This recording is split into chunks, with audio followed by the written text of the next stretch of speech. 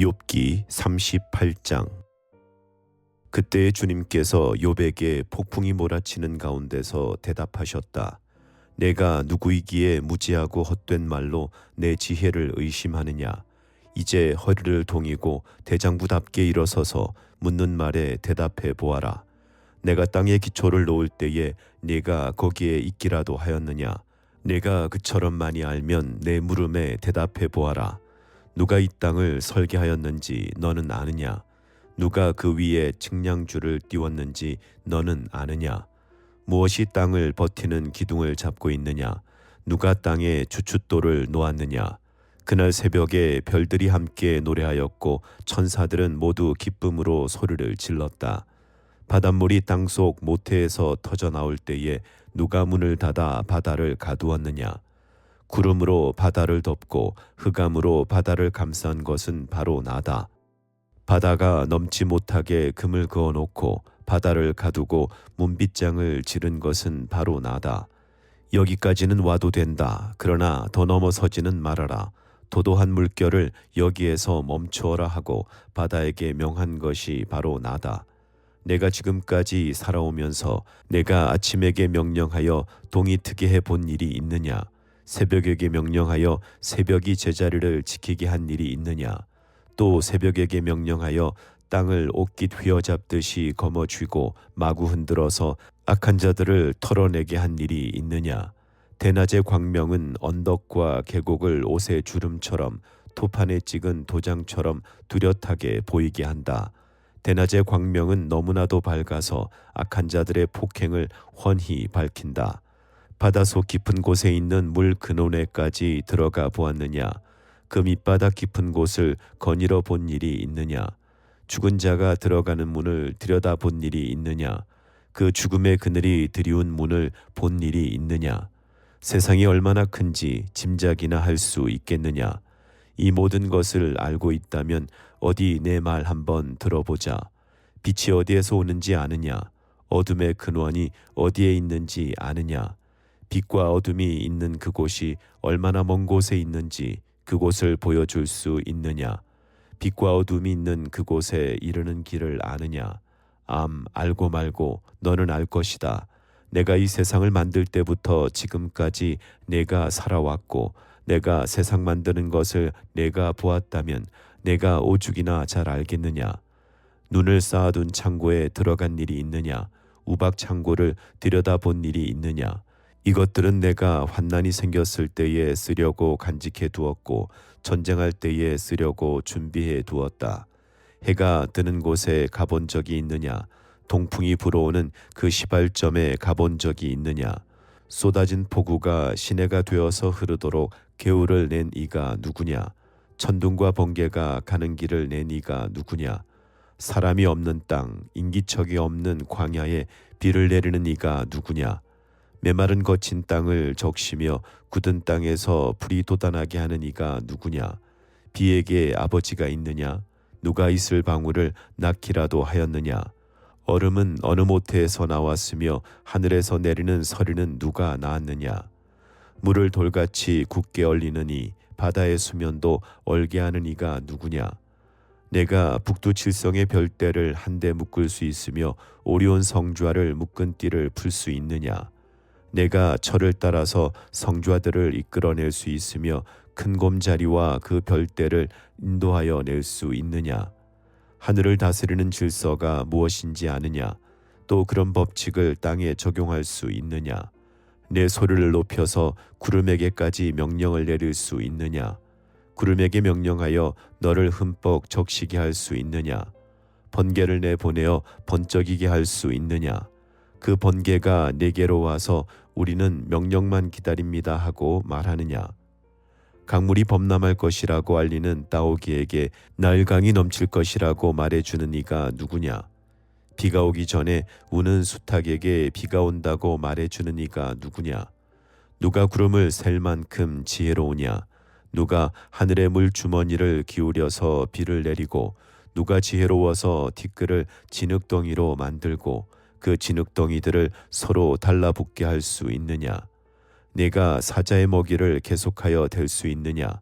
굶주린 사자 새끼들의 식욕을 채워줄 수 있느냐? 그것들은 언제나 굴 속에 웅크리고 있거나 드러나지 않는 곳에 숨어 있다가 덮친다. 까마귀 떼가 먹이가 없어서 헤맬 때에 그 새끼들이 나에게 먹이를 달라고 조를 때에 그 까마귀 떼에게 먹이를 마련하여 주는 이가 누구냐? 39장. 너는 산에 사는 염소가 언제 새끼를 치는지 아느냐? 들사슴이 새끼를 낳는 것을 지켜본 일이 있느냐? 들사슴이 몇 달 만에 만삭이 되는지 아느냐? 언제 새끼를 낳는지 아느냐? 언제 구풀려서 새끼를 낳는지를 아느냐? 낳은 새끼를 언제 광야에다가 풀어놓는지를 아느냐? 그 새끼들은 튼튼하게 자라나면 어미 곁을 떠나가서 다시 돌아오지 않는다. 누가 들나귀를 놓아주어서 자유롭게 해 주었느냐? 누가 날쌘 나귀에게 메인 줄을 풀어주어서 마음대로 뛰놀게 하였느냐? 들판을 집으로 삼게 하고 소금기 있는 땅을 살곳으로 삼게 한 것은 바로 나다.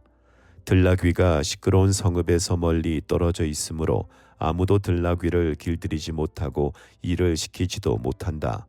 산은 들나귀가 마음껏 풀을 뜯는 초장이다.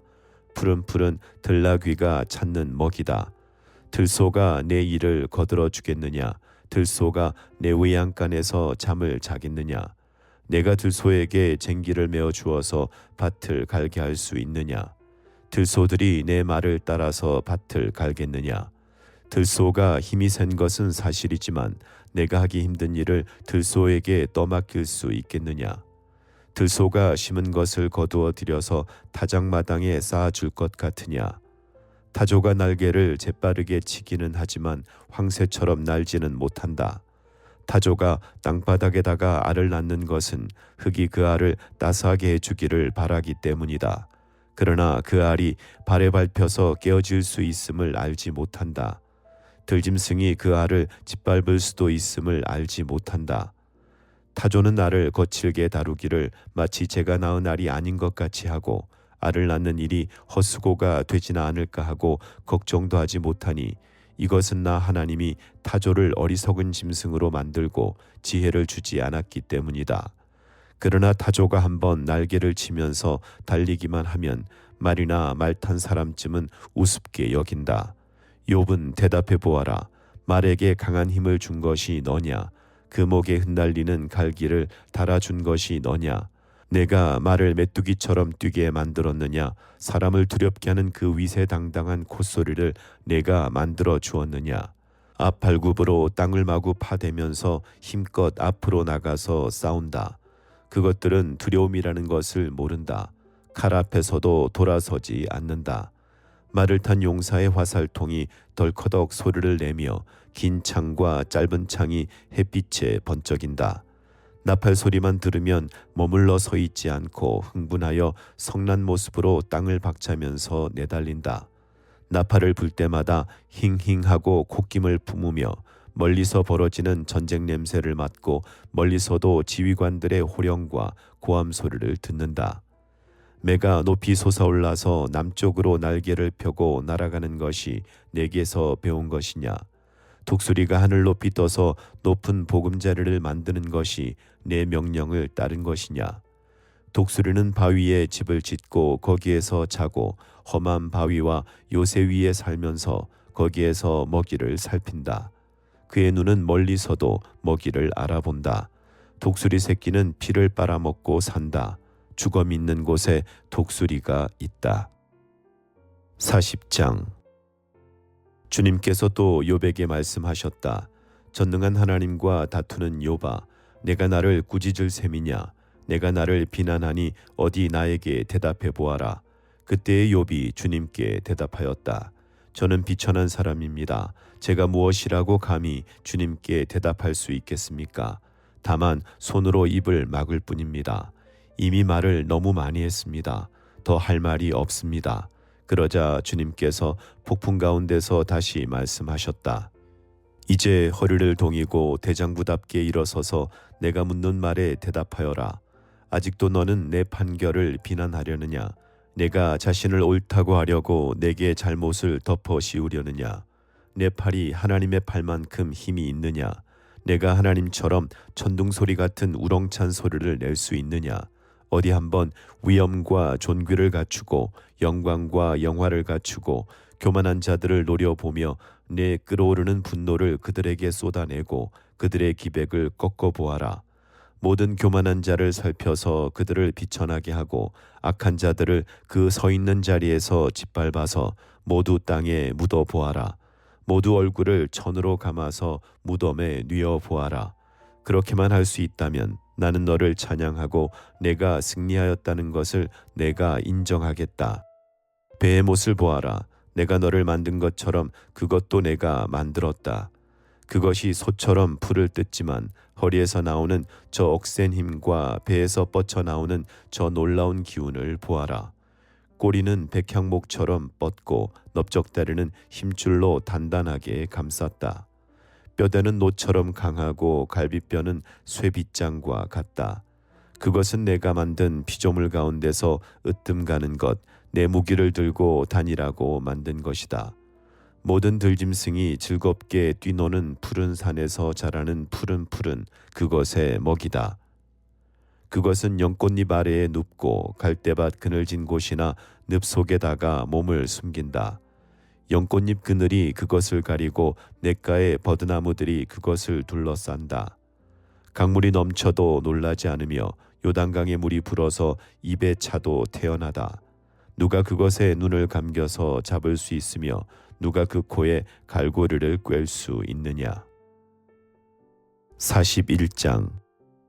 내가 낚시로 리워야단을 낚을 수 있으며 끈으로 그 혀를 맬 수 있느냐. 그 코를 줄로 꿰을 수 있으며 갈고리로 그 턱을 꿰을 수 있느냐. 그것이 내게 살려달라고 애원할 것 같으냐. 그것이 내게 자비를 베풀어 달라고 빌 것 같으냐. 그것이 너와 언약을 맺기라도 하여 영원히 내 종이 되겠다고 약속이라도 할 것 같으냐. 내가 그것을 새처럼 길들여서 데리고 놀 수 있겠으며 또 그것을 끈으로 메어서 여종들의 놀이개로 삼을 수 있겠느냐. 어부들이 그것을 가지고 흥정하고 그것을 토막내어 상인들에게 팔 수 있겠느냐. 내가 참으로 그것의 가죽을 꿰뚫을 수 있으며 작살로 그 머리를 찌를 수 있겠느냐. 손으로 한번 만져만 보아도 그것과 싸울 생각은 못할 것이다. 리워야단을 보는 사람은 쳐다보기만 해도 기가 꺾이고 땅에 고꾸라진다. 그것이 흥분하면 얼마나 난폭하겠느냐. 누가 그것과 맞서겠느냐. 그것에게 덤벼들고 그 어느 누가 무사하겠느냐. 이 세상에는 그럴 사람이 없다. 리워야단의 다리 이야기를 어찌 빼놓을 수 있겠느냐. 그 용맹을 어찌 말하지 않을 수 있겠느냐. 그 늠름한 체구를 어찌 말하지 않고 지나겠느냐. 누가 그것의 가죽을 벗길 수 있겠느냐. 누가 두겹 갑옷 같은 비늘 사이를 뚫을 수 있겠느냐. 누가 그것의 턱을 벌릴 수 있겠느냐. 빙 둘러 돋아있는 이빨은 보기만 해도 소름이 끼친다. 등 비늘은 그것이 자랑할 만한 것 빽빽하게 짜여 있어서 돌처럼 단단하다.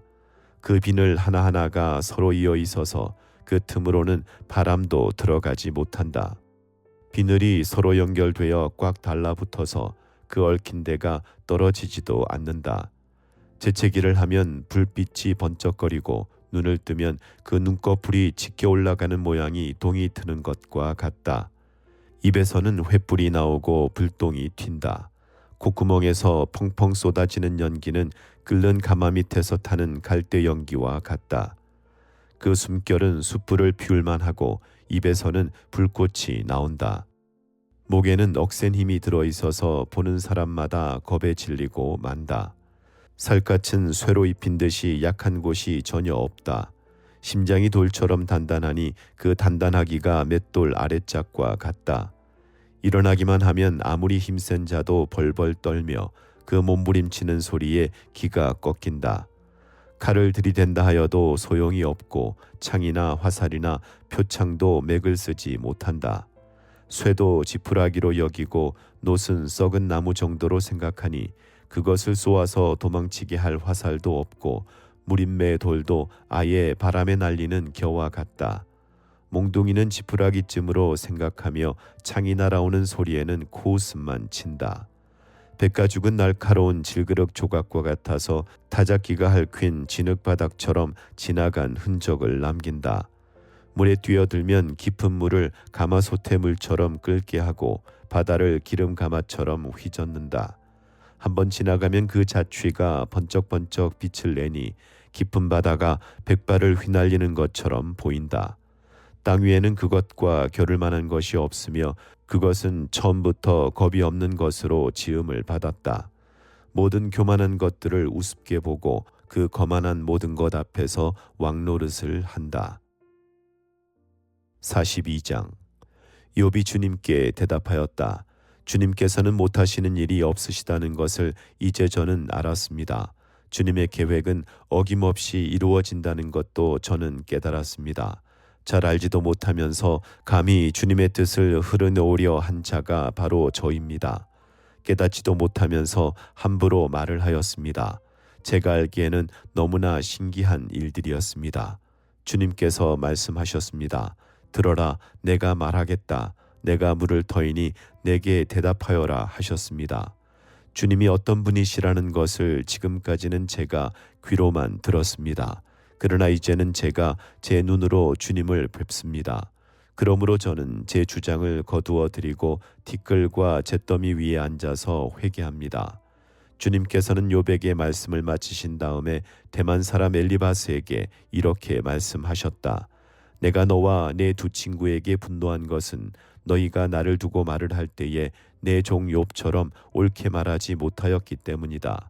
그러므로 이제 너희는 수송아지 7마리와 순양 7마리를 마련하여 내 종 욥에게 가지고 가서 너희가 용서받을 수 있도록 번제를 드려라. 내 종 욥이 너희를 용서하여 달라고 빌면 내가 그의 기도를 들어줄 것이다. 너희가 나를 두고 말을 할 때에 내 종 욥처럼 옳게 말하지 않고 어리석게 말하였지만 내가 그대로 갚지는 않을 것이다. 그래서 대만 사람 엘리바스와 수아 사람 빌닷과 나마 사람 소발이 가서 주님께서 그들에게 말씀하신 대로 하니 주님께서 욥의 기도를 들어주셨다. 욥이 주님께 자기 친구들을 용서해 달라고 기도를 드리고 난 다음에 주님께서 욥의 재산을 회복시켜 주셨는데 욥이 이전에 가졌던 모든 것보다 배나 더 돌려주셨다. 그러자 그의 모든 형제와 자매와 전부터 그를 아는 친구들이 다 그를 찾아와 그의 집에서 그와 함께 기뻐하면서 먹고 마셨다. 그들은 주님께서 그에게 내리신 그 모든 재앙을 생각하면서 그를 동정하기도 하고 또 위로하기도 하였다. 그러면서 그들은 저마다 그에게 돈을 주기도 하고 금반지를 끼워주기도 하였다. 주님께서 욥의 말년에 이전보다 더 많은 복을 주셔서 욥이 양을 14,000마리, 낙타를 6,000마리, 소를 1,000결이, 나귀를 1,000마리나 거느리게 하셨다. 그리고는 그는 아들 7과 딸 3을 낳았다. 첫째 딸은 여미마, 둘째 딸은 그시야, 셋째 딸은 게렌 합북이라고 불렀다. 땅 위에 어디에서도 욥의 딸들처럼 아리따운 여자를 찾아볼 수 없었다. 더욱이 그들의 아버지는 오라비들에게 준 것과 똑같이 딸들에게도 유산을 물려주었다. 그 뒤에 욥은 140년을 살면서 그의 아들과 손자 4대를 보았다. 욥은 이렇게 오래 살다가 세상을 떠났다. 하나님의 말씀입니다.